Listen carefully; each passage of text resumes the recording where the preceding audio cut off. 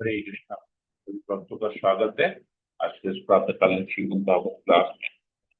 तो हमने कल पढ़ा था कि किस प्रकार एक एक करके सारी इंद्रिया, ज्ञान इंद्रिया, कर्म इंद्रिया, पंच तत्व, कैसे सब कुछ बनता है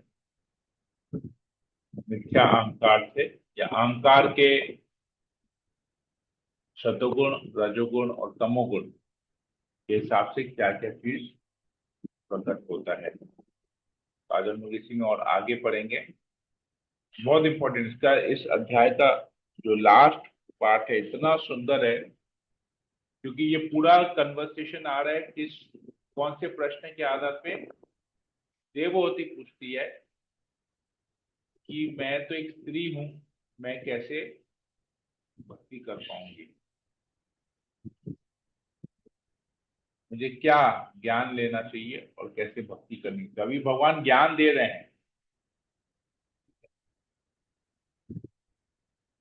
ओम ज्ञानतिमिरान्धस्य ज्ञानांजनशलाकया चक्षुरुन्मीलितं तस्मै श्री गुरुवे नमः। नमो विष्णुपादाय कृष्णप्रेष्ठाय भूतले श्रीमते भक्ति वेदांत स्वामी निधि नामिने नमस्ते सरस्वती देवी गौरवाणी प्रसादी शेष हे कृष्ण करुणा सिंधु दीनबंधु जगतपते गोपेश गोपिका कांत राधा कांत नमस्ते तप्त कांचन गौरांगी राधे वृंदावनेश्वरी कृष्णानुसुते देवी ब्रह्माणी प्रिय वाञ्छाकल्पतरुभ्यश्च कृपा सिन्धुभ्यैव च पतितानां पावनेभ्यो वैष्णवेभ्यो नमो नमः। जय श्री कृष्ण चैतन्य प्रभु नित्यानंद श्री अद्वैत गदाधर श्रीवासादि गौर भक्तवृंद। हरे कृष्ण कृष्ण कृष्ण हरे हरे राम राम राम हरे हरे। श्रीमंगलाचरण की जय। ओम नमो भगवते वासुदेवाय। ओम नमो भगवते वासुदेवाय। ओम नमो भगवते वासुदेवाय।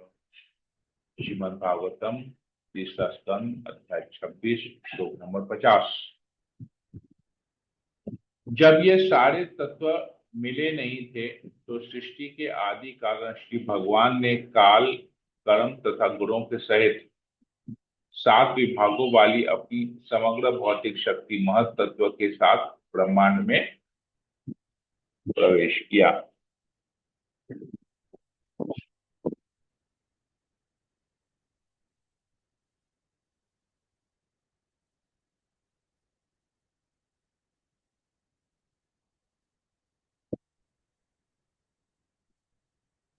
और तो ये 7 प्रकार की शक्ति क्या है, प्रभुपाद जी तात्पर्य में लिखते हैं।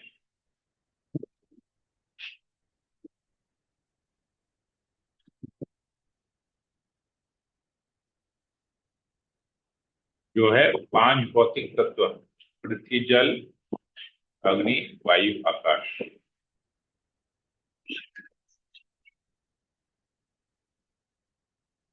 और 2 समग्र शक्ति और अहंकार।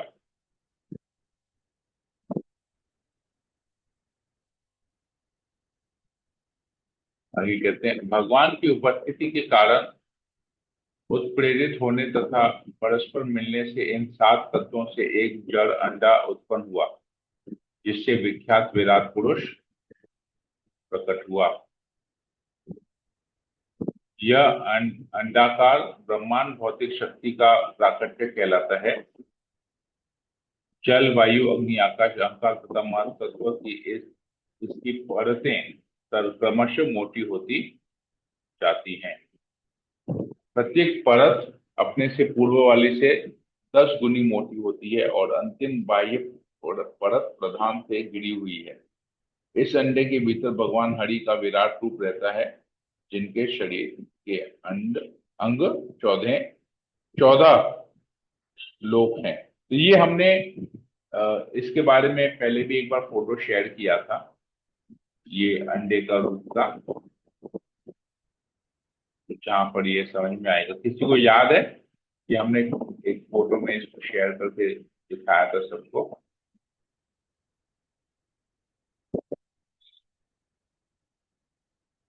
किसी को याद है?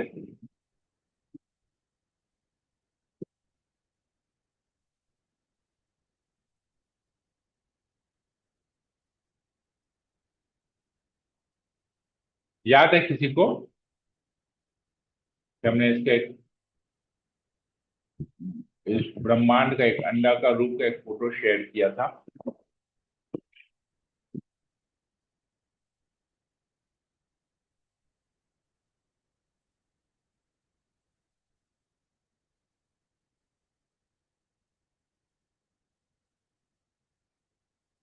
क्या बात है, कोई जवाब नहीं दे रहे? ओके, मैं सॉरी, म्यूट, कोई म्यूट नहीं कर पा, अनम्यूट नहीं कर पा रहा होगा। ओके, अभी आप लोग कर पाएंगे? Yes, The Guruji. yes,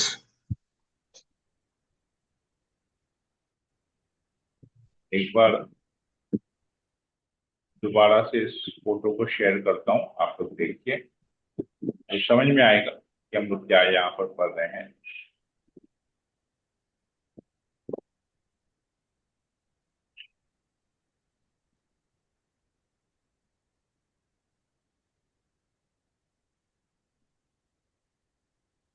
तो ये अभी आप लोग देख पा रहे होंगे yes, Prabhu. स्क्रीन जी में, प्रभु। ये अंडे के शेप का है, ठीक है। ये 14 भुवन है, इधर उधर ऊपर नीचे। ये है 7 तत्व, देखिएगा। अहंकार, बुद्धि, मन, आकाश, वायु, अग्नि, जल, पृथ्वी, ठीक है।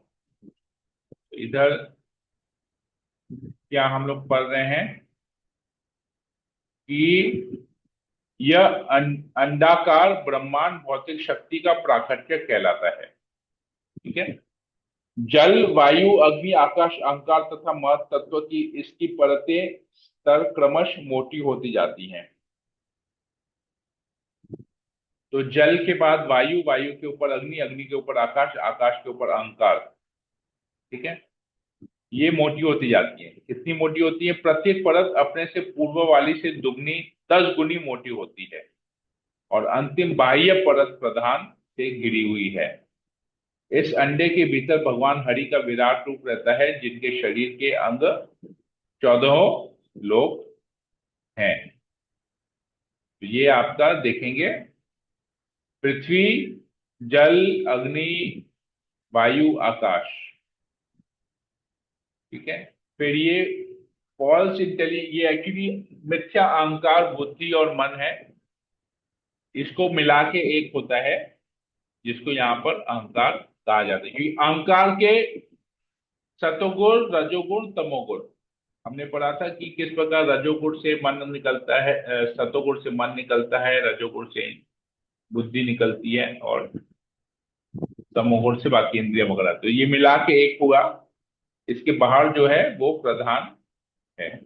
तो हर एक जो है दूसरे से 10 गुना बड़ा है। तो पृथ्वी से 10 गुना बड़ा जल का, जल तत्व है, जल से 10 गुना बड़ा अग्नि तत्व है। तो ये इस हिसाब से यहाँ पर पूरा हम देख पा रहे हैं।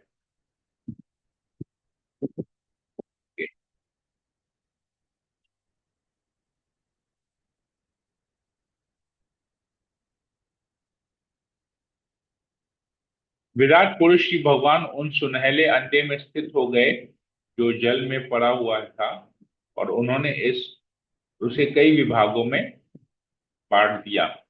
सर्वप्रथम उनके मुख प्रकट हुए। अभी विराट रूप कैसे प्रकट हो रहा है? विराट रूप अभी है, विराट रूप में सब कुछ कैसे आ रहा है? पहले उनके मुख प्रकट हुए, फिर वाग इंद्रिय और इसी के साथ अग्निदेव प्रकट हुए, जो इस इंद्रिय के अधिष्ठाता देव हैं। तब दो नथुने प्रकट हुए और उनमें घ्राण इंद्रिय तथा प्राण प्रकट हुए। घ्राण इंद्रिय के बाद उनका अधिष्ठाता वायुदेव प्रकट हुआ। तत्पश्चात विराट रूप में दो चक्षु और उनमें चक्षु इंद्रिय प्रकट हुई। इसके अनंतर चक्षुओं के अधिष्ठाता सूर्य देव प्रकट हुए। फिर उनके दो कान और उनमें कर्णेंद्रिय तथा दिशाओं के अधिष्ठाता दिग दिग देवता प्रकट हुए। तब भगवान के विराट रूप विराट पुरुष ने अपनी त्वचा प्रकट की और उस पर बाल, रोम, मूछ तथा दाढ़ी निकल आए। तत्पश्चात सारी जड़ी बूटियां प्रकट हुई और तब जनेन्द्रियां भी प्रकट हुई। तत्पश्चात वीर्य, प्रजनन क्षमता और जल के अधिष्ठाता देव प्रकट हुआ। फिर गुदा और उसकी इंद्रिय और उसके भी बाद मृत्यु का देवता प्रकट हुआ, जिससे सारा ब्रह्मांड भयभीत रहता है।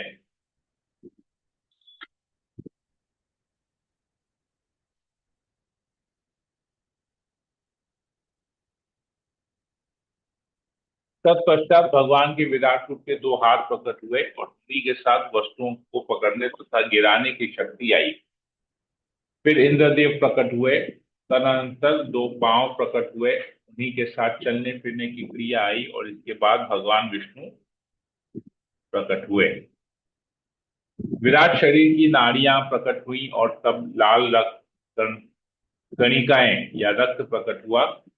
इसके पीछे नदियां, नाड़ियों की अधिष्ठात्री, और तब उस शरीर में पेट प्रकट हुआ।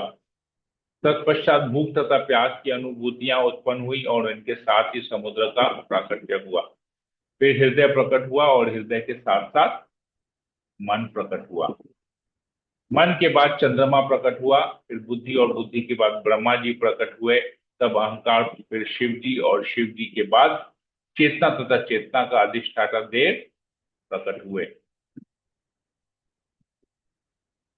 इस तरह जब देवता तथा विभिन्न इंद्रियों के अधिष्ठाता देव प्रकट हो चुके तो उन सबों ने अपने अपने उत्पत्ति स्थान को जगाना चाहा, किंतु ऐसा न कर सकने के कारण वे विराट पुरुष को जगाने के उद्देश्य से उनके शरीरों में एक एक करके पुनः प्रविष्ट हो गए। तो सब कुछ प्रकट हुआ। फिर विराट पुरुष को उठाने का प्रयास किए, परंतु विराट पुरुष नहीं उठे, क्योंकि अभी सृष्टि करनी है। तो विराट पुरुष से सब कुछ सृष्टि होगी, तो कार्य क्रियाशील सब कुछ होना है। सब लोग उनके शरीर में प्रकट हुए। अग्निदेव ने वाग इंद्रिय से उनके मुख में प्रवेश किया, किंतु विराट पुरुष उठा नहीं। तब वायुदेव ने घ्राण इंद्रिय से होकर उनके नथुनों में प्रवेश किया, तो भी विराट पुरुष नहीं जागा। तब सूर्य देव ने चक्षुर इंद्रिय से विराट पुरुष की आंखों में प्रवेश किया, तो भी वह उठा नहीं। इसी तरह दिशाओं के अधिष्ठाता देवों ने श्रवण इंद्रिय से होकर उनके कानों में प्रवेश किया, किंतु तो भी वह नहीं उठा। त्वचा तथा जड़ी बूटियों के अधिष्ठाता देवों ने शरीर के रोमों से त्वचा में प्रवेश किया, किंतु तो भी विराट पुरुष नहीं उठा। तब जल के अधिष्ठाता देव ने वीर्य के माध्यम से जननांग में प्रवेश किया, किंतु विराट पुरुष नहीं जागा। मृत्यु देव ने अपान इंद्रिय से उनकी गुदा में प्रवेश किया, किंतु विराट पुरुष में कोई गति नहीं आई। तब इंद्रदेव ने हाथों में पकड़कर गिराने की शक्ति ने के हाथों में प्रवेश किया, किंतु इतने पर भी विराट पुरुष उठा नहीं। भगवान विष्णु ने गति की क्षमता के साथ उनके पांवों में प्रवेश किया, किंतु तब भी विराट पुरुष न खड़े हुए होने से इनकार कर दिया। तब नदियों ने रक्त, नाड़ियां तथा संरक्षण शक्ति के माध्यम में रक्त में प्रवेश किया, किंतु तो भी विराट पुरुष हिला डुला नहीं। सागर ने भूख तथा प्यास के सहित उसके पेट में प्रवेश किया, किंतु तो भी विराट पुरुष न उठने से इनकार कर दिया। चंद्रदेव ने मन के साथ उसके हृदय में प्रवेश किया, किंतु विराट पुरुष को जगाया न जा सका। ब्रह्मा भी बुद्धि के साथ उसके हृदय में प्रविष्ट हुए, किंतु तब भी विराट पुरुष उठने के लिए राजी न हुआ। रुद्र ने भी अहंकार समेत उसके हृदय में प्रवेश किया, किंतु तो भी वह तस से मस न हुआ। किंतु जब चेतना का अधिष्ठाता अंतकरण का नियामक तर्क के साथ हृदय में प्रविष्ट हुआ, तो उसी क्षण विराट पुरुष कारणव से उठ खड़ा हुआ। जब मनुष्य सोता रहता है तो उसकी सारी भौतिक संपदा यथा प्राण शक्ति, ज्ञानेन्द्रियां, कर्मेंद्रिया, मन तथा बुद्धि उसे उत्प्रेरित नहीं कर सकती। वह तभी जागृत हो पाता है जब परमात्मा उसकी सहायता करता है। अतः मनुष्य को समर्पण, वैराग्य तथा अतः मनु अतः मनुष्य को समर्पण, वैराग्य तथा एकाग्र भक्ति के माध्यम से प्राप्त आध्यात्मिक ज्ञान में प्रगति के द्वारा इसी शरीर में परमात्मा को विद्यमान समझकर उसका चिंतन करना चाहिए, यद्यपि वे इससे अलग रहते हैं। इस प्रकार श्रीमद् भागवत के तृतीय स्कंद के अंतर्गत प्रकृति के मूलभूत सिद्धांत नामक 26वें अध्याय के भक्ति वेदांत तात्पर्य पूर्ण हुए। तो यहां पर मैंने एक सीक्वेंस में पूरा पढ़ लिया एक साथ। तो हम यहां पर देखते हैं कि जितने भी देवी देवता हैं, हम देखते हैं कि हमारे हर एक इंद्रिय के एक देवता हैं जो इस विराट पुरुष के शरीर में प्रवेश करते हैं। जैसे जैसे इंद्रिया बनती है उनके अधिष्ठाता देव भी बनते हैं और सब कोई विराट पुरुष के शरीर में प्रवेश करता है। आंख के देवता है सूर्य देव, कान के हैं, नाक के हैं, मुंह के हैं, बुद्धि के हैं, मन के हैं, अहंकार के हैं, पैर के हैं, हाथ के हैं, सबके हम पढ़ते, सब लोग प्रवेश करते हैं शरीर में। परंतु जब तक उस शरीर में परमात्मा स्वयं प्रवेश नहीं करते हैं, वो शरीर चाहे वो विराट रूप क्यों ना हो या चाहे हमारा शरीर क्यों ना हो, क्रियाशील नहीं बनेगा, मतलब उसमें कोई भी एक्टिविटी नहीं होगी। और एक इंपॉर्टेंट पॉइंट हम यहां पर पढ़ते हैं कि हम जब नींद में होते हैं तो हमारे शरीर का कोई भी अंग या कोई भी देवता हमको नींद से उठा नहीं सकता। हम नींद से उठेंगे केवल परमात्मा की कृपा से। हमारा शरीर क्रियाशील बनता है केवल परमात्मा की कृपा से।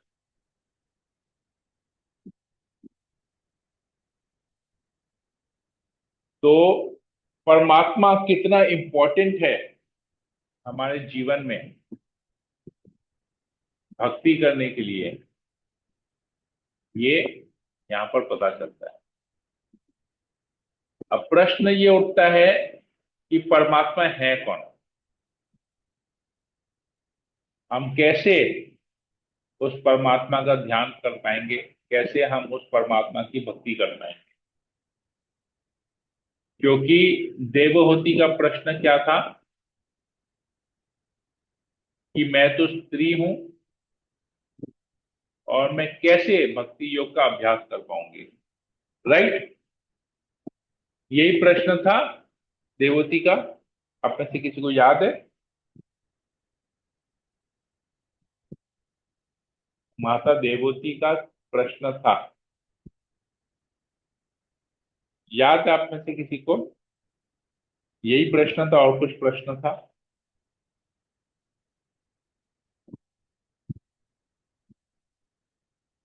हरे कृष्णा प्रभु जी, ध्यान नहीं है। याद नहीं है? और किसी को है ऐसा, याद है या याद नहीं है? और किसी के साथ ऐसा है क्या?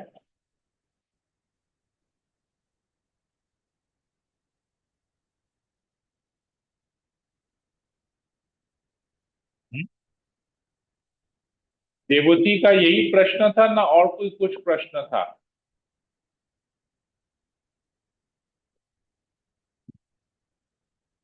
क्या बात है, कोई बोल नहीं रहा है? मैंने एक तो बार प्रश्न बताइए प्रभु जी, आपने क्या बोला? कौन सा प्रश्न आप बोले? मैंने बोला कि देवहूति का प्रश्न था कि मैं तो एक स्त्री हूं और तो स्त्री होके मैं भक्ति योग का अभ्यास कैसे कर सकती हूँ? नहीं, ऐसा कोई उन्होंने कुछ नहीं कहा था। वो कैसा नहीं था क्वेश्चन? नहीं, ठीक है। स्त्री के लिए तो उन्होंने कुछ भी नहीं कहा था कि वो और स्त्री कोई? है। ओके, और कोई किसी को याद है क्या प्रश्न था जिसके? तो ये जो भगवान कपिल देव ये जो सारा ज्ञान दे रहे हैं, ये किस किस के आधार पर दे रहे हैं, किसी को याद है?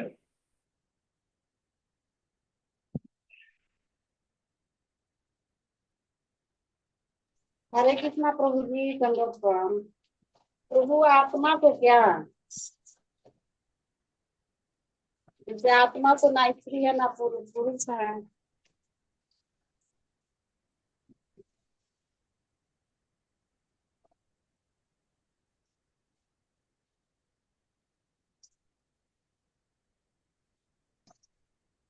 हरे कृष्णा प्रभु जी।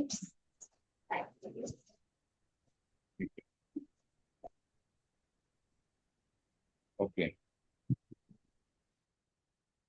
हरे कृष्ण प्रभु जी। यस। ये तो अपनी माँ के लिए ही बोल रहे हैं ना, देवकी जी का तो यही हम्म। प्रश्न था ना। हम्म। पुत्रियों के बाद तो कपिल देव ने तो बोला था ना कि मैं भगवान के रूप में आपकी संतान बन के आऊंगा और सांख्य योग के लिए ही आऊंगा।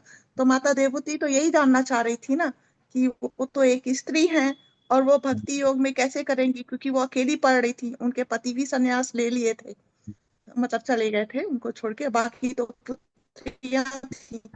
कुछ ऐसे ही था, मैंने भी ठीक से पढ़ा नहीं था तो कुछ कुछ याद आ रहा वेरी गुड। ठीक है, अभी मैं स्क्रीन शेयर कर रहा हूं। ये 25वें अध्याय का, मतलब इसके पहले वाले चैप्टर का, हम लोग ने 26वां अध्याय पढ़ा। 25th चैप्टर का ये 30 नंबर श्लोक है। आप में से स्क्रीन में आपको सबको दिख रहा है? जी प्रभु। पढ़ेंगे क्या लिखा हुआ है? मेरे पुत्र कपिल, है। आखिर मैं एक स्त्री हूँ। परम सत्य को समझ पाना मेरे लिए अत्यंत कठिन है, क्योंकि मेरी बुद्धि इतनी कुशाग्र है नहीं है। यद्यपि मैं इतनी बुद्धिमान नहीं हूँ, किंतु तो भी यदि आप मुझे कृपा करके समझाएंगे तो मैं उसे समझकर दिव्य सुख का अनुभव कर सकूंगी। हरे कृष्णा।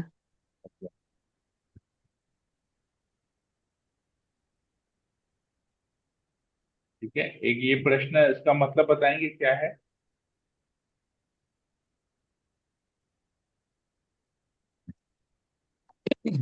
मैं स्त्री होने के कारण परम सत्य को नहीं समझ पा रही हूँ, लेकिन वह इतना कठिन भी नहीं है कि आप यदि मुझे समझाएंगे तो मैं नहीं समझ पाऊंगी।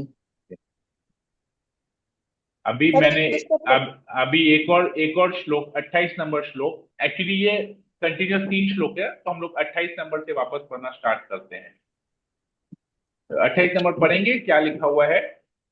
भगवान का यह वचन सुनकर देवती ने पूछा, मैं किस प्रकार के भक्ति योग का विकास और अभ्यास करूं, जिससे मुझे आपके चरण कमलों की सेवा तत्काल एवं सरलता से प्राप्त हो सके। नेक्स्ट। आपने जैसा बताया है कि योग पद्धति का उद्देश्य पूर्ण पुरुषोत्तम भगवान को प्राप्त करने का और सांसारिक अस्तित्व के पूर्णतया विनाश के लिए है, तो कृपया मुझे उस योग पद्धति की प्रकृति बतलाएं। उस अलौकिक योग को यथार्थ रूप में कितनी विधियों से समझा जा सकता है। ओके, फिर? एंड देन इज मेरे पुत्र कपिल, आखिर मैं एक स्त्री हूँ। परम सत्य को समझ पाना मेरे लिए अत्यंत कठिन है, क्योंकि मेरी बुद्धि इतनी कुशाग्र नहीं है। यद्यपि मैं इतनी बुद्धिमान नहीं हूँ, किंतु तो भी यदि आप मुझे कृपा करके समझाएंगे तो मैं उसे समझकर दिव्य सुख का अनुभव कर सकूंगी। ओके, तो मेरा प्रश्न क्या था, याद है अभी मैंने क्या पूछा? मैंने पूछा कि देवोती का प्रश्न था कि मैं एक स्त्री हूं, और स्त्री होकर किस प्रकार भक्ति योग का अभ्यास कर पाऊंगी। जी, यही था इसका जिसके प्रश्न। उत्तर में भगवान कपिल देव ने इतना सारा ज्ञान दिया, और ज्ञान देने के बाद अंत में लास्ट स्टेटमेंट में क्या कहा? परमात्मा की भक्ति करनी चाहिए, राइट? जी प्रभु जी। तो अब क्लियर हुआ? हम्म। मैंने जो प्रश्न पूछा बहुत मैंने वो लोगों को भक्ति तो, किस तरह से करें वो उसी का समाचार है, हाँ, ठीक? तो तो अभी मेरी बुद्धि मतलब अभी मैंने जो प्रश्न बताया कि देवोती का क्या प्रश्न था और भगवान का क्या उत्तर था, समझ में आया अभी? जी प्रभु जी, हरे और कृष्ण। आपने कहा था कि ऐसा कोई प्रश्न किया ही नहीं था देवोती जी मुझे ने। का पाठ याद ही नहीं था। उन्होंने ओके, ये कहा था कि करनी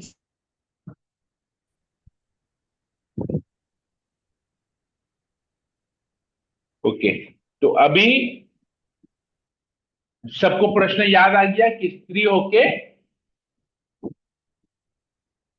कैसे भक्ति करनी चाहिए? प्रभु जाति जी। ज्यादा मुझे याद आया? यस प्रभु जी, यस। वो क्लास याद आ गया जब हमने ये पूछा था सबसे कि आप लोग के ये है, तो क्या आप यस सब प्रभु लोग जी। के मन में ये प्रश्न है कि स्त्रियों के घर में बैठ के कैसे भक्ति करेंगे? याद आया यस अभी? यस सब प्रभु सबको जी, याद आ गया? Yes yes. जी जी प्रभु जी। ओके। सुमन चौड़े से माता ये याद आया? प्रभु जी अब याद आ गया। हाँ, अचिंत्य ललिता माता जी? जी जी प्रभु जी। ओके, आप तो जो देखिए, बताते लगते हैं तो फिर याद आ जाता है पीछे वाला, ऐसे हम लोग हाँ, थोड़ा ठीक है। सा तो अभी उत्तर क्या मिला यहाँ पर? भगवान कपिल का क्या उत्तर हुआ लास्ट में? इतना सारा ज्ञान देने के बाद ये तो इधर तो स्वीकार कर दी देवती की मेरा तो बुद्धि नहीं है, मैं सब समझ नहीं पाऊंगी फिलॉसफी को, तो मुझे क्या करना चाहिए? फिर भी भगवान पूरा फिलॉसफी दिए, और फिलॉसफी देने के बाद लास्ट में क्या कहे भगवान? अंत में क्या कहे भगवान ने? कि परमात्मा की भक्ति करो। परमात्मा ही सब कुछ है, परमात्मा नहीं प्रवेश करेंगे तो कुछ नहीं होगा। बेसिकली परमात्मा का अगर सैंक्शन नहीं होगा तो आप कुछ नहीं कर पाएंगे। तो अभी मेरा प्रश्न है कि ये परमात्मा कौन है? श्री कृष्ण भगवान है प्रभु। कैसे कृष्ण है? चेतना है। चेतना है। चेतना कैसे आती है? आत्मा से, आत्मा की वजह से ही चेतना होती है। आत्मा कहाँ से आती है? परमात्मा से प्रभु। तो परमात्मा कौन है वही तो हम आपसे पूछ रहे हैं। देखिए सब लोग कितने कंफ्यूज है नहीं? गोल गोल घूम रहे हैं। सही जहां बात। से जहां से शुरू किए घूम फिर के वहीं पर ही आ गए। एंड तो हुआ ही नहीं, जहां से शुरू किए घूम घाम के जहां पर स्टार्टिंग पॉइंट में वापस आ गए। Okay Komal, yes, want to say something?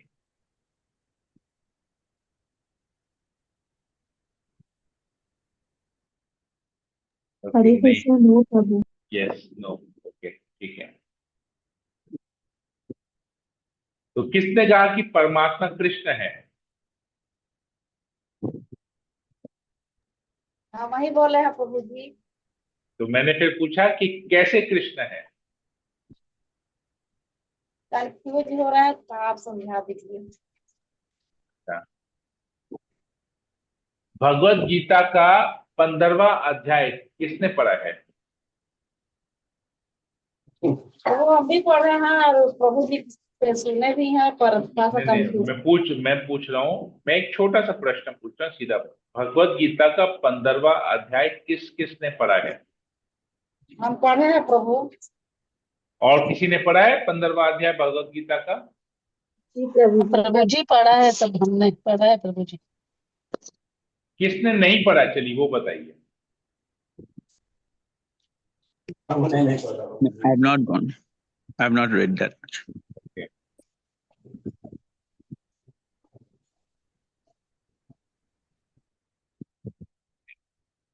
Ashok प्रभु ने हरे नहीं कृष्ण पढ़ा प्रभु है, जी, इसके अलावा और कोई है 15 जिसने के नहीं बारे में पढ़ा बोल है? रहे हैं क्या? हरे कृष्णा नॉट रेड प्रभु। हाँ, 15 के बारे में बोल रहे हैं क्या प्रभु? हरे यस। कृष्ण। 15 चैप्टर किसने और बोला अभी नहीं पढ़ा है? मी प्रभु। तुम। हरे कृष्ण। हमने तो पूरा भगवत गीता पढ़ा है, साथ में सब लोगों ने पढ़ा है।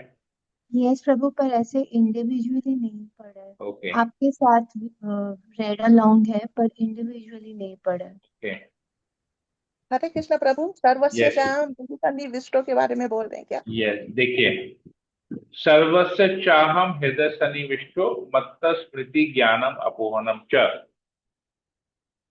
क्या कहते हैं? कृष्ण कहते हैं कि मैं सबके हृदय में परमात्मा के रूप में निवास करता हूं। मेरे से ही स्मरण शक्ति, ज्ञान और भूलने की शक्ति आती है। ठीक है, तो परमात्मा कौन है? स्वयं भगवान है ना, भगवान सबके कृष्ण कृष्ण खुद कह रहे हैं कि मैं भगवान परमात्मा हूँ। भगवान ईशानेन्द्र माता जी, ईशानेन्द्र माता जी, क्लियर हुआ? जी प्रभु जी। भक्ति शास्त्री स्टूडेंट है आप, 15 चैप्टर तक नहीं पहुंचे हैं क्या अब तक? बस जस्ट जा रहे हैं, इस वीक ओके, से जाएंगे। ठीक है, इस वीक से जाएंगे। Very good. तो ये क्लियर हो गया कि भगवान कपिल क्या कह रहे हैं देवोती को? फाइनल इंस्ट्रक्शन की परमात्मा की भक्ति करनी चाहिए। और कृष्ण क्या कह रहे हैं? परमात्मा कौन है?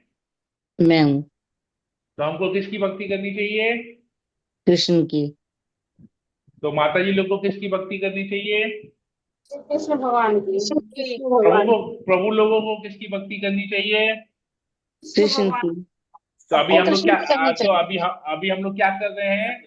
उन्हीं का भक्ति कर रहा है प्रभु, श्री कृष्ण भगवान की। तो प्रभु पहले तो बताया है। मतलब हम लोग सही मार्ग पे चल रहे हैं। जी प्रभु। ये एक और उपदेश आ गया। ये भगवान कपिल ने भी उपदेश दिया है कि कृष्ण की भक्ति हमको करनी चाहिए। करनी चाहिए। तो अभी आप लोग बताइए कि सरल है कि दुर्लभ, मतलब मुश्किल है? सरल है प्रभु जी। सरल है स्त्री होके कृष्ण की भक्ति करना सरल है कि दुष्कर है? एकदम सरल सरल है प्रभु जी। Okay, very good. तो मतलब सब लोग भक्ति कर रहे हैं, सब लोग भक्ति करेंगे, सब लोग भगवत बहुत सरलता से भक्ति करेंगे। बहुत आसान है भक्ति करना और सभी लोग भगवत धाम चले जाएंगे। Very simple. मेहनत कर रहे हैं हम लोग। ही लेते हैं। ठीक है, हरे कृष्णा। तो आप सब लोग को सब कुछ पता चल गया, परफेक्ट हो गए। स्त्री होके कैसे भक्ति करनी है पता चल गया, उत्तर आ गया। तो आप लोग एक्चुअली वही प्रयास कर रहे हैं, कृष्ण की भक्ति का अभ्यास कर रहे हैं जो भगवान कपिल ने देवोती को कहा। वो लोग, आप लोग ऑलरेडी उसी का अभ्यास कर रहे हैं। ठीक है, तो ज्यादा ज्ञान लेने की जरूरत नहीं है, क्योंकि ज्ञान लेने से क्या होगा? अल्टीमेटली कृष्ण की भक्ति करनी है। आप लोग बिगड़ ज्ञान के कृष्ण की भक्ति ऑलरेडी कर रहे हैं। मतलब आप लोगों ने, सभी लोगों ने पूर्व जन्म में सारा ज्ञान ले लिया ऑलरेडी। सारा ज्ञान लेने के बाद कैसे पता चला कि पूर्व जन्म में आप लोगों ने सब लोगों ने सारा ज्ञान ले लिया है? किसी को पता है कि कैसे पता चला? प्रभु जी, हमें भक्ति मार्ग में आना ही हमारे लिए वही लक्षण है कि हम पहले से करे हुए हैं। जी प्रभु जी। इसका कोई शास्त्रीय प्रमाण है? यहाँ से हम लोगों का छूटा था ना प्रभु, वहीं से हम लोग पकड़ लिए हैं आपकी कृपा से। कोई शास्त्र? मेरे साथ, मैं शास्त्रीय प्रमाण पूछ रहा हूं, मैं शास्त्र नहीं हूं। ओके, बताइए। प्रभु जी, प्रहलाद महाराज इसके बहुत बड़े उदाहरण हैं। क्या उदाहरण देते हैं प्रहलाद महाराज? क्योंकि बचपन से उनको भक्ति का मन मैं में तो आया। बोला इधर तो पिछले जन्म का बात हो रहा है। मैं क्या बोला? हम्म, पिछले जन्म में हमने सारा ज्ञान ले लिया है हम्म, और इस जन्म में अभी हम भक्ति कर रहे हैं, तो हमको ज्ञान लेने की और जरूरत नहीं है, भक्ति करने की जरूरत है। नहीं, इसका ज्ञान कोई की जरूरत है शास्त्रिक, प्रभु इसका जी। कोई शास्त्रीय प्रमाण है? इतना ज्ञान लेना कुछ समझ में आया? हम्म, तो कल और आज में हमने इतना पढ़ा, इतने दिन से इतना पढ़ा, लेकिन आप लोग प्रश्न भूल गए। जिसकी उत्तर सारा पढ़ लिए, आंसर सारा पढ़ लिए, आंसर पढ़ने के बाद क्वेश्चन भूल गए। कि कौन से प्रश्न का आंसर पढ़ रहे थे हम लोग? इस प्रकार प्रहलाद महाराज ने भगवान की भक्ति करके उनके धाम को चले गए, उसी प्रकार हम भी लोग करेंगे अच्छे से तो हम उनके धाम को चले जाएंगे प्रभु। नहीं तो मैं पूछा ना इसका शास्त्रिक प्रमाण। पिछले मैं क्या बोला, मैंने बोला कि हमने पिछले जन्म में सारा ज्ञान ले लिया है, तो इस जन्म में और ज्ञान लेने की जरूरत नहीं है। हम भक्ति, डायरेक्ट भक्ति कर रहे हैं, क्योंकि इतना ज्ञान लेने के बाद अल्टीमेटली क्या है, भक्ति ही करनी है। तो हम लोग ऑलरेडी भक्ति कर रहे हैं, ज्यादा ज्ञान लिए नहीं फिर भी भक्ति कर रहे हैं। हरे इसलिए तो कृष्ण प्रभु देवोती जी। ने इतना ज्ञान लिया। यस माता जी बोलिए। जैसे सारा ज्ञान कैसे ले लिए प्रभु जी, हम कैसे जानेंगे प्रभु जी? वही तो मैं पूछ रहा हूँ ना, एक शास्त्रिक प्रमाण है इसका कि हमने सारा हाँ, ज्ञान तो ले कैसे लिया है। जानेंगे प्रभु जी कि हम सारा ज्ञान लेके आए हैं, वहीं से शुरू किए, ये तो हम लोग नहीं हरे जानते कृष्ण हैं प्रभु प्रभु। जी। Getting this human form, okay, Vinita human right. Sapnani, Vinita Sapnani माता जी बोलिए। ये गीता में एक श्लोक है ना प्रभु, शायद वही है, मैं ठीक से नहीं बता पा रही हूँ। हाँ नेहा बोलिए, विक्रमनाशो अस्ति। क्या चीज, कौन सा श्लोक है? 2.44 है शायद, नेहा विक्रमनाशो अस्ति। नहीं वो नहीं है, वो एक एक है, वो इनडायरेक्ट श्लोक है। और इधर आ रहा एक है और कि ज्ञान। है कि हाँ बताइए। जो कोई अगर इतनी भक्ति करेगा तो वो इस फैमिली में पैदा होगा। हाँ तो वही नेहा इतनी विक्रमन आश्वस्ति वाला ही श्लोक है, पर वो इनडायरेक्ट है। मैं डायरेक्ट प्रमाण पूछ रहा हूँ। डायरेक्ट प्रमाण का भी एक श्लोक है गीता में। वो श्लोक याद नहीं आ रहा है कि किसी की भक्ति अगर इतनी होगी तो भक्तों के घर में पैदा होगा। नहीं वो तो अगर प्रभुपाद जी इसी श्लोक के नेहा विक्रमन आश्वस्ति प्रत्यवायो न विद्यते अच्छा, इसके 241 purport में। 241 के पर्पट में प्रभुपाद जी लिखते हैं। एक डायरेक्ट श्लोक है जहां पर कृष्ण स्वयं ये बात बता रहे हैं। वो याद नहीं आ रहा। ओके, बहुनाम जन्मनान अंते, याद है श्लोक?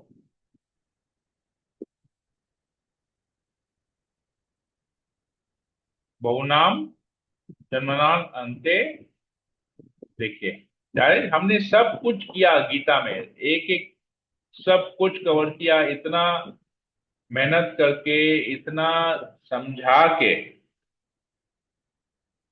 बहुना नाम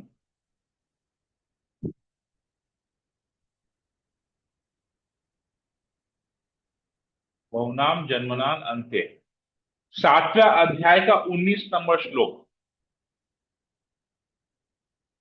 आपके पास किसी का हिंदी गीता है अभी हाथ में? बोल सकते हैं 7वें अध्याय का 19 नंबर श्लोक। भगवान जन्म नाम अन्ते ज्ञानवान मां प्रपद्यते वासुदेव सर्वमिति स महात्मा सुदुर्लभ। अभी ट्रांसलेशन पढ़िए। अनेक जन्मांतर के बाद जिसे सचमुच ज्ञान होता है वह मुझको समस्त कारणों का कारण जानकर मेरी बस। शरण में आता है।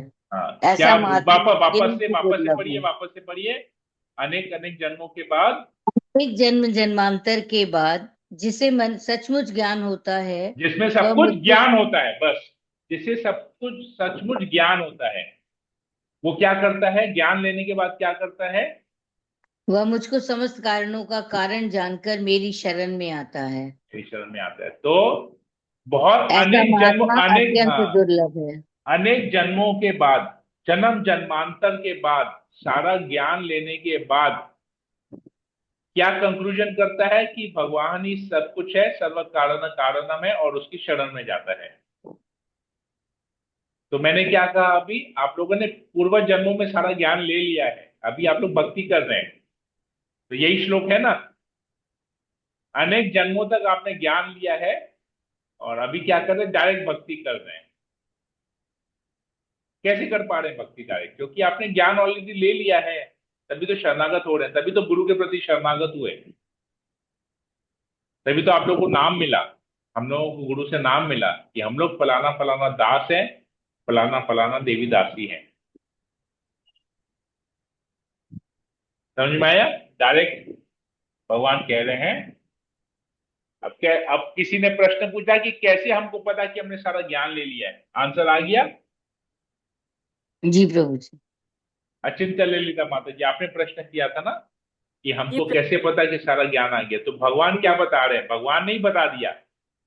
अनेक अनेक जन्मों तक आप लोग ज्ञान लिए जा रहे हैं, मैंने भी यही बताया कि आप लोग ऑलरेडी पिछले जन्म में ज्ञान ले चुके हैं। तो भक्ति रहे। अब ये आता है नेहा विक्रमण आश्वस्ति वाला श्लोक, विनीता सपनानी माता जी ने जो कोट किया कि हमने पहले बहुत कुछ किया है, तो जो अधूरा रह गया वो अभी इस जन्म में पूरा करने आए हैं। हमको ये अपॉर्चुनिटी मिला है, अभी अशोक प्रभु का आया कि हमको ह्यूमन बर्थ मिला है, ताकि हमने जहां पर भक्ति छोड़ी है वहां से हम भक्ति कंटिन्यू कर पाए और इस जीवन को लास्ट जीवन बना के भगवत धाम चले जाए, इस जन्म को या हमारा आखिरी जन्म को। और हम देखिए कैसे एक एक श्लोक का कैसे कनेक्शन आ रहा है। हालांकि भगवान ने अलग अलग अध्याय में अलग अलग जगह कोट किया है, लेकिन कनेक्शन कैसे है? क्लियर हुआ? सबके लिए क्लियर हुआ? Yes, Prabhu. यस प्रभु जी। अभी याद रहेगा सबको? यस प्रभु जी। तो अभी हमारे लिए मुख्य क्या है? ज्ञान लेना कि भक्ति करना? भक्ति करना। लेकिन साथ ही साथ ज्ञान भी लेते रहना है। रिवीजन, ज्ञान से क्या हो रहा है? हमारा रिवीजन हो रहा है। हमने पिछले जन्म में पढ़ा था, तो इस जन्म में तो हमको पिछले जन्म का याद नहीं है, लेकिन पिछले जन्म में पढ़ा था बोल के पिछले जन्म क्या है? भगवान कहते कई जन्मों में तुमने पढ़ा है और कई जन्मों में पूरा ज्ञान, पूर्ण ज्ञान लेने के बाद तुमने क्या किया है? डिसाइड क्या समझा है कि कृष्ण ही सर्व कारणम है और कृष्ण की शरणागत। तो अब तो हम जान गए हैं कि कृष्ण ही सभी कारणों के कारण है और कृष्ण के शरणागत हो रहे हैं। प्रयास अभ्यास कर रहे हैं, भक्ति योग का अभ्यास कर रहे हैं, कृष्ण की भक्ति कर रहे हैं। तो मतलब हमने पूर्व जन्मों में ज्ञान ले लिया ऑलरेडी, लेकिन याद नहीं है, इसलिए उस ज्ञान को रिवाइज करने के लिए, दोबारा से रिवाइज करने के ताकि हमको याद आ जाए, तो इसलिए हम अभी ये भागवत पढ़ रहे हैं, गीता पढ़ रहे हैं। ऑलरेडी हमने पढ़ लिया है, इसलिए तो डायरेक्ट भक्ति कर रहे हैं अभी। समझ में आया? तो हम अगर भक्ति कर रहे हैं, इसका मतलब ये है कि हमने ऑलरेडी सारा ज्ञान ले लिया है, परंतु क्योंकि जैसे हम शरीर बदलते हैं सब कुछ भूल जाते हैं, इसलिए हम दोबारा उसको याद करने के लिए वापस से पढ़ रहे हैं। ये हमारा रिवीजन चल रहा है। ठीक है, रिवीजन जैसे सारा साल पढ़ाई करते हैं, लेकिन एग्जाम के रात के पहले रिवाइज करते हैं ना, क्योंकि बहुत सारा सब्जेक्ट पढ़ते हैं तो भूल जाते हैं, तो रिवीजन करते हैं। तो हम भी बहुत सारे जन्म लिए हैं, भूल गए हैं, अभी हम रिवीजन कर रहे हैं। ठीक है, भक्ति कर रहे हैं तो मूल है भक्ति करना, लेकिन साथ ही साथ हम ज्ञान का जो मूल सिद्धांत है हम उसको पालन कर रहे हैं, लेकिन साथ ही साथ ज्ञान का भी रिवीजन करना है। ठीक है, नहीं तो हमारे भक्ति में भक्ति डामाडोल होगी अगर हम रिवीजन नहीं करेंगे। राइट? क्लियर हो गया सबके लिए? सब कुछ क्लियर हो गया? जी प्रभु जी। Okay, very good. अरे हरे विनीता सुनो। यस माता जी बोलिए। हम लोग भूल जाते हैं या कुछ टाइम से, जैसे कि कोई 40 के बाद भक्ति शुरू करता है, कोई 30 के बाद भक्ति कर सकता है, और कोई बचपन से ही लगा रहता है। जो देर से करते हैं तो उसमें लगता है वो माया के प्रभाव में आने से ऐसा होता है क्या? प्रभु को भूल जाता है? वैसा नहीं है। प्रभुपाद जी तात्पर्य में लिखते हैं कि भक्ति में इतना पावर है कि even if there is a late beginner, अगर कोई बहुत देर से उसको स्टार्ट करता है तो भक्ति में इतना पावर है कि उसको अपना डेस्टिनेशन मिल जाएगा। प्रभुपाद जी ये लिखते हैं। Okay. It is basically the right opportunity, सही समय पर। तो मतलब ये है कि हम जब भी भक्ति प्रारंभ करते हैं, किसी भी हमारा कोई भी उम्र हो, हम जब भी भक्ति स्टार्ट करते हैं वो राइट टाइम है हमारा भक्ति स्टार्ट करने, क्योंकि उसके पहले की परिस्थिति हमारे लिए फेवरेबल नहीं है। ठीक है, मतलब उसके पहले का परिस्थिति हमारे भक्ति के लिए फेवरेबल नहीं था, अनुकूल नहीं था। इसलिए अभी जो हम भक्ति कर रहे हैं ये हमारे लिए अनुकूल, ये फेवरेबल सर्कमस्टेंस है, क्योंकि अभी हमारे पास डिसीजन मेकिंग पावर है। आज अगर 10 साल में भक्ति करना का प्रारंभ करते हैं और 10 साल में हमको कोई बोलता है यात्रा में चलने के लिए अकेले चलो, तो क्या हमारे पास डिसीजन मेकिंग पावर था 10 साल की उम्र में? बताइए। 10 साल की उम्र में हमारे पास पढ़ाई लिखाई का इतना प्रेशर था, तो क्या हम 16 माला जप कर पाते? हम समझ पाते? हरिनाम का इंपॉर्टेंस समझ पाते? नहीं समझ पाते, डिसीजन नहीं ले पाते अपने लिए। तो अभी ले पा रहे हैं, अभी जब कर पा रहे हैं, अभी डिसीजन, मतलब ये परिस्थिति हमारे लिए अनुकूल परिस्थिति है, फेवरेबल सर्कमस्टेंस है, जहां पर हम भक्ति कर पा रहे हैं। तब तो सुबह 8 बजे क्लास नहीं कर पाते, सुबह 8 बजे तो स्कूल में भागना था, क्लास कैसे करते? लेकिन अभी कर पा रहे हैं ना। तो अभी का हर एक परिस्थिति हमारे लिए फेवरेबल है, भक्ति के फेवर में है, तो ये राइट अपॉर्चुनिटी है हमारे लिए। तो हम किसी भी उम्र से भक्ति करना स्टार्ट करते हैं, वो हमारे लिए सही राइट अपॉर्चुनिटी है। ठीक है, प्रीत सबनानी माता जी। हरि प्रभु, थैंक यू। हरे कृष्णा। ठीक है, और किसी को कुछ पूछना है? नहीं तो सेशन को यही एंड करते हैं। हरे कृष्ण प्रभु जी। यस माता जी, सोनल माता जी बोलिए। प्रभु जी, जैसे कुछ माता जी लोग वर्किंग होती है तो उनके घर पे जैसे विग्रह नहीं होते या लड्डू गोपाल या राधा कृष्ण हम्म, का, तो वो लोग प्रभु जी कैसे सेवा कर सकते हैं फिर? भगवान का फोटो, जो भगवान का विग्रह का फोटो है उसको रखेंगे घर में, उसको भोग लगाएंगे। जैसे राधा गोविंद है, अपने कैलकाटा इस्कॉन के राधा गोविंद है, मायापुर के राधा माधव है, वृंदावन के राधा श्याम सुंदर हैं, उनका उनका फोटो लगा के उनको भोग लगाएंगे। अच्छा, ठीक है, ठीक है। क्योंकि वो पूजनीय विग्रह है ना। वो जो राधा गोविंद है, राधा माधव है, उनकी पूजा होती है, सेवा पूजा होती है, तो पूजनीय विग्रह को लगाएंगे। जिस जिस विग्रह की सेवा पूजा होती है उस विग्रह का फोटो लगाएंगे, तो वो लोग सेवा ग्रहण करेंगे। वो फोटो कैसे, भगवान, मतलब उस विग्रह कैसे? भगवान, जो वो नॉर्मल कैसा सिस्टम है, विग्रह जो हुआ? नॉर्मल सिस्टम है। अभी जैसे आपके घर में जैसे राधा गोविंद है, हम्म। ठीक है, आपके घर में विग्रह है। जिसके घर में विग्रह नहीं है वो क्या करेंगे? फोटो फ्रेम, जो फोटो फ्रेम होता है, राधा माधव अष्टकी का फोटो फ्रेम हुआ, राधा गोविंद का फोटो फ्रेम हुआ, उस फोटो फ्रेम को अपने घर के मंदिर में रखेंगे, स्थापना करेंगे। ठीक है, तो विग्रह नहीं है तो विग्रह का जो फोटो फ्रेम है, फोटो फ्रेम को स्थापना करेंगे। और जैसे आरती करते हैं, जैसे भोग लगाते हैं, जो सिस्टम विग्रह के साथ करते हैं उसी सिस्टम उस फोटो फ्रेम में करेंगे, वही सिस्टम को फॉलो करेंगे। उसी फोटो को ही आरती करेंगे, मंगल आरती करेंगे, उसी फोटो को भोग लगाएंगे। उसी फोटो को, जैसे अभी हमारे पास विग्रह है तो हम क्या करते हैं, गंगा जल और गुलाब जल ये सब मिक्स करके सुगंधित जल बना के भगवान को स्नान कराते हैं।